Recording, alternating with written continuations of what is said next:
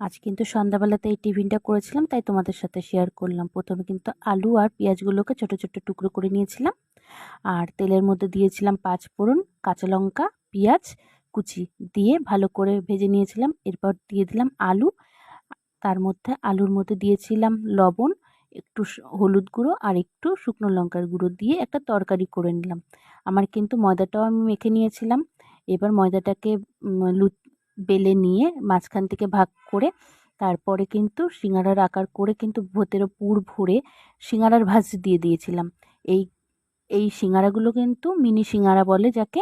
আমি কিন্তু এক জায়গায় খেয়েছিলাম এবং আমার খুব ভালো লেগেছিল, তার জন্য কিন্তু আমি বাড়িতে এটা বানিয়ে ফেললাম আজকে। যেহেতু আজকে বর্ষা হয়েছে, ওয়েদারটাও খুব ভালো, সেই জন্য আমার কিন্তু রেডি হয়ে গেছে। সবগুলো তেলে ভেজে নিলাম, লাল করে ভেজেছিলাম। দেখো, সস দিয়ে খেতে কিন্তু দারুণ লাগে। তোমাদের যদি ভালো লাগে অবশ্যই একটা লাইক আর একটা কমেন্ট করে দিও। টাটা।